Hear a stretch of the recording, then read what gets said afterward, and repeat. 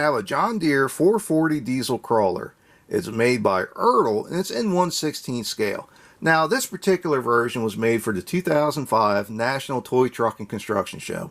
Ertl made a couple different versions of this crawler, but this is the first one with metal tracks, and it's nice. Now, this is a fascinating model for a bunch of different reasons. We'll get into that, but it's also fascinating in real life because this particular crawler was really kind of like a look into the future for John Deere, and we'll get into that in a minute. But first, let's talk about the toy itself. It's nice. It's really nice. I know I've gone on and on about how the metal tracks are a big deal, but they really were just a seismic shift in the diecast world, because for so long it was either cost prohibitive or it's too difficult to produce or whatever. And then around the early 2000s, that change happened where the manufacturing kind of caught up with the possibility of making it affordable, I guess. So everybody started doing it, and the tracks aren't perfect. You can see how they're pretty loose. The joints aren't exactly tight there, but you know what? I'd imagine there aren't many 440s out in the world with tight tracks either. So I guess art imitates life. The paint is okay. It's actually kind of thin in spots. You can really kind of see it. Like on the hood there, it's a little thin. There's a bunch of little spots. Like, I guess that's a counterweight. I'm not really sure, to be honest. It doesn't really have remotes. It looks like a bareback, but it's kind of funny because I think these are your remote levers right here. The amount of metal on this is pretty high. The only things that really stick out are the levers here for being plastic, because the plastic doesn't quite match the yellow on the rest of the machine, but it is pretty decent. See down there at the bottom, it says Stamp 2005 Toy Trucker Collector Edition. Now, like I said, there were a couple different versions of this. Ertl made one originally in the 60s when it came out. They made a version with rubber tracks that I think was a little bit cheaper than what this was. And then they started going with the metal tracks, and they had some with dozer blades, some with rippers, some with 3-point hitches. Like I said, this one is just a bareback, which is kind of funny because you're spending all this money to have just a machine that'll pull. Doesn't push anything, doesn't lift anything, doesn't bury anything, it just pulls. That's all it does. And it's kind of funny to think about spending money just to pull something. Everything has an application. This is really... it says in the ad that, you know, for woodlands and industrial use. So I can see dragging things through the woods. That kind of makes sense. So really, it's not a bad model. Now, where it gets fascinating, absolutely fascinating, 1958 to 1960. That's when this was made. The real machine, the 440 diesel crawler. And I say diesel because the diesel is important. Up until now, the crawlers that they'd made just had the gasoline engines. They might have had distillate, whatever.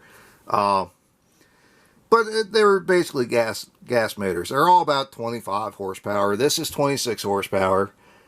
If you look in here real close, it's still a 2-cylinder, but you can just barely start to see the supercharger there on the side because it's got a Detroit. That's right, it's got a Detroit 253 motor in it. It makes 26 horsepower and it sounds like a Detroit. If you didn't know that it's a Detroit, you might not pick up on it because it's only a 2-cylinder. Like I said, it's a 253. But once you know, like, yep, that's Detroit. They have that sound. Those 2-stroke Detroits just have that sound. So why on earth did John Deere have a Detroit in their crawler?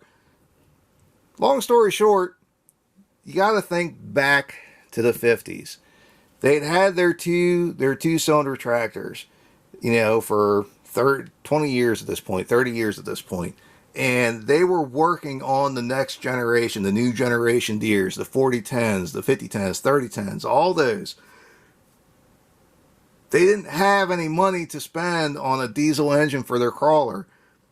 Everybody else, namely Caterpillar, their crawlers were starting to take off and be a force, like a recognized force in construction. And John Deere wanted to get their foot in the door. I mean, you look at where they are now for their industrial side, their, the earth moving side, and they're a monster. This is really where it started. Like I said, this is kind of looking into the future because this was their foot in the door that, yes, we are going to be an industrial company and a farm company, agricultural. We're doing both. And this is their way in. So that's kind of interesting. Now, coming back again. They didn't have the time or the money to come up with their own diesel engine to put into this crawler. Everybody else is running diesel crawlers. Why can't John Deere? So they went to General Motors or Detroit and they said, what do you have that'll work? So they got the 253, they slammed it in there, and they said, awesome.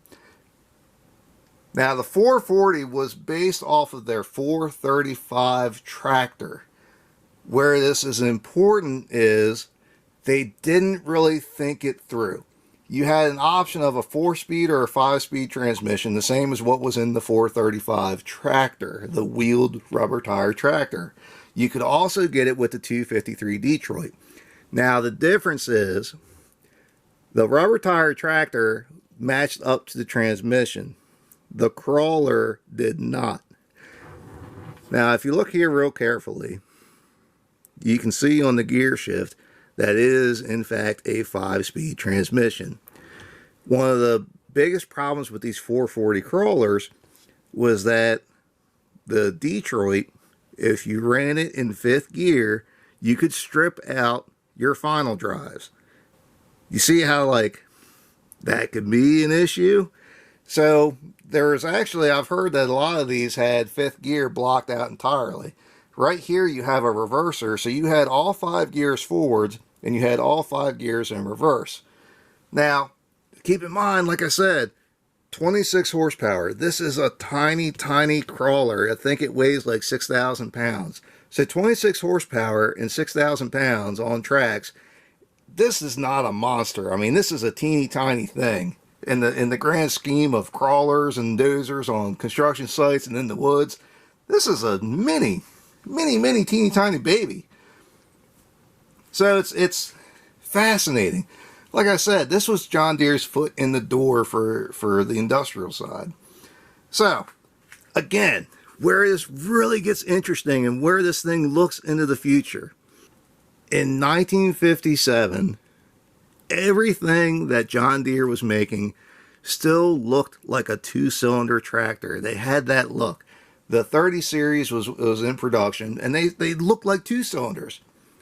1958 comes, and look at the hood. Look at the shape. Look at the styling. This looks so much more modern than anything that John Deere was making at the time. And it's hard to explain, but this shape, the hood shape, the nose, is kind of what they kept for quite a while. So, here again, 1958, this comes out, doesn't look like anything else that John Deere has. 1960 comes around, and the new generation comes out. It is a brand new world for John Deere. It is like they're borderline a brand new company. They've made such monster changes. The 8010, which wasn't a great tractor, there was a lot of issues with it, but it had the same grill. So it's kind of interesting that this come out 2 years before their monster, look at us, we are the kings of the farm tractor comes out. It's just, that's fascinating to me. Absolutely fascinating. So, anyway, it's a pretty neat little model. Getting back to it, it's got a lot of weight to it. It's got good heft. Like I said, I love the metal tracks. They rolled really pretty well. I say that, now it's hung up. That's kind of funny. They roll pretty well. They look great. For 2005, I think this is really a nice model. You can find them for, geez, you can find these for $30. Honestly, if you look, everybody's going to be like, oh, wow, that's $100, that's $75. But if you look hard enough, they're 30 bucks.